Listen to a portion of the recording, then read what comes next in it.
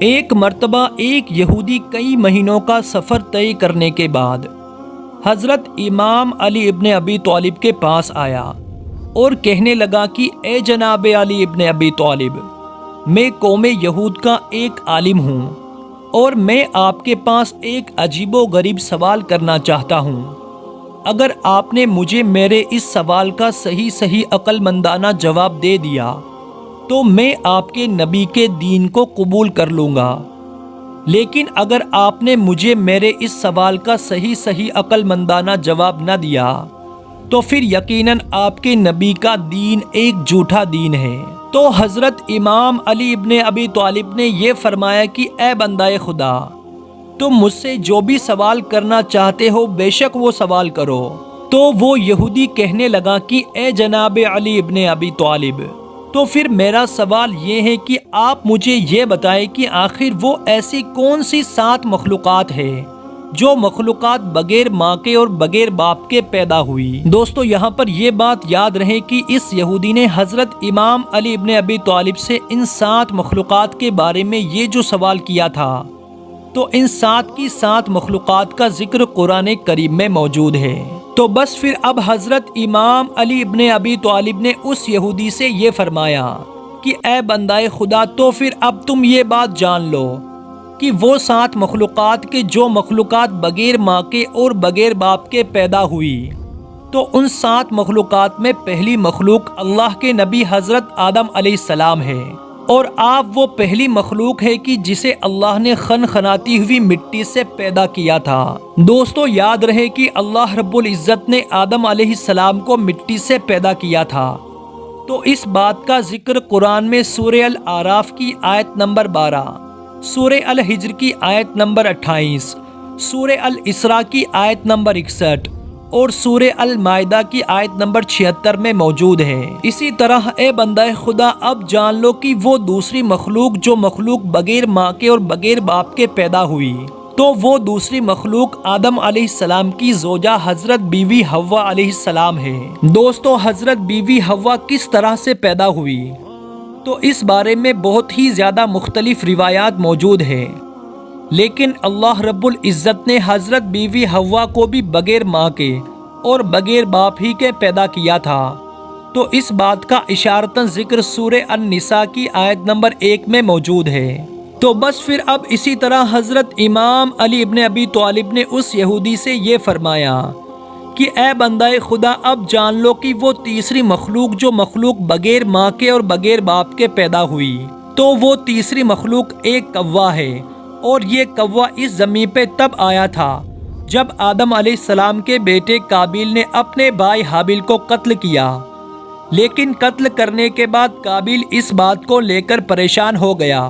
کہ آخر اب وہ اپنے بھائی کی لاش کو اپنے باپ آدم علیہ السلام اور اپنی ماں حوا علیہ السلام سے کیسے چھپائے۔ تو بس پھر کچھ ہی دیر کے بعد اللہ نے آسمان سے ایک کوے کو زمین پر بھیجا،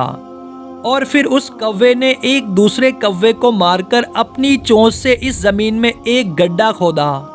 اور پھر اس گڈھے کو کھودنے کے بعد آسمان سے آئے ہوئے کوے نے اس مرے ہوئے کوے کو اس گڈھے میں دفنا دیا۔ بس جیسے ہی قابیل نے اس کوے کو دیکھا کہ اس کوے نے تو دوسرے مرے ہوئے کوے کو زمین میں گڈھا کھود کر زمین میں ہی دفنا دیا ہے،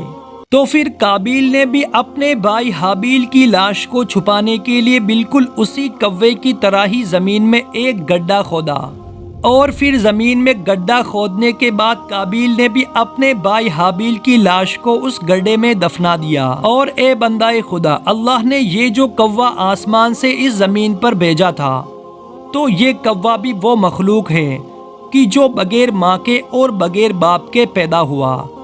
اور یاد رہے کہ اس کوے کا ذکر قرآن میں سورہ المائدہ کی آیت نمبر 21 میں موجود ہے۔ بس پھر اے بندہ خدا، اب جان لو کہ وہ چوتھی مخلوق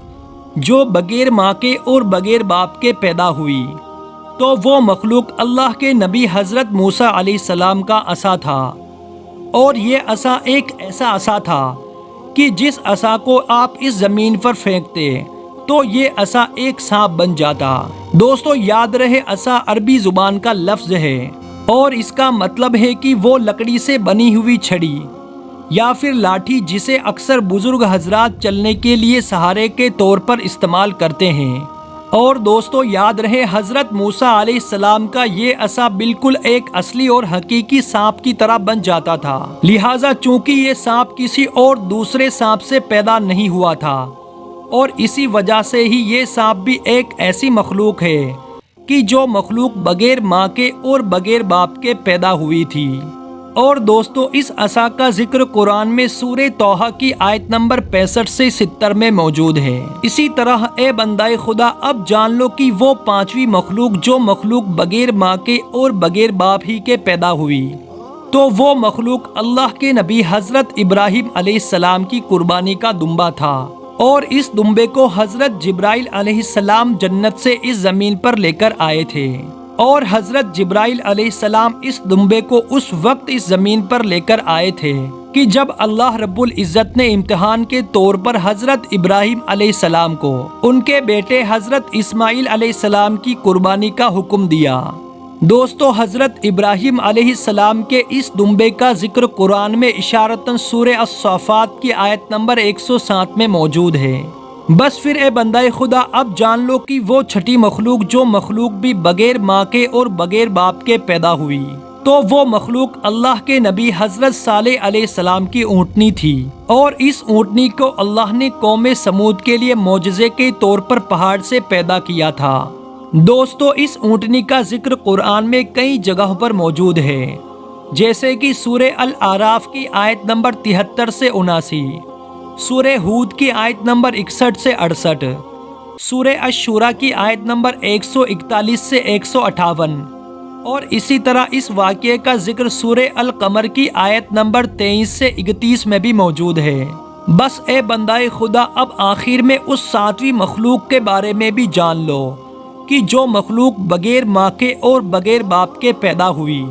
تو وہ مخلوق اللہ کے نبی حضرت عیسیٰ ابن مریم علیہ السلام کے ہاتھوں سے بنا ہوا وہ پرندہ تھا کہ جس پرندے کو آپ نے مٹی سے بنایا تھا، اور پھر اس پرندے کو مٹی سے بنانے کے بعد آپ نے اللہ کے حکم سے اس پرندے میں روح پھونکی، تو روح پھونکنے کے بعد وہ پرندہ زندہ ہو گیا اور پھر وہ اڑ گیا۔ لہٰذا چونکہ یہ پرندہ کسی اور پرندے سے پیدا نہیں ہوا تھا، تو اسی وجہ سے یہ پرندہ بھی ایسی مخلوق ہے کہ جو مخلوق بغیر ماں کے اور بغیر باپ کے پیدا ہوئی۔ دوستو یاد رہے حضرت عیسیٰ ابن مریم علیہ السلام مٹی سے پرندے بناتے تھے، اور پھر آپ ان مٹی سے بنے ہوئے پرندوں میں جب روح پھونکتے تو وہ پرندے زندہ ہو جاتے تھے۔ تو اس بات کا ذکر قرآن میں دو جگہ پر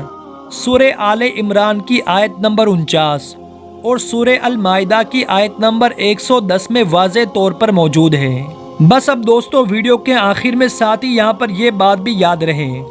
کہ اس یہودی نے حضرت امام علی ابن ابی طالب سے یہ جو سوال کیا تھا،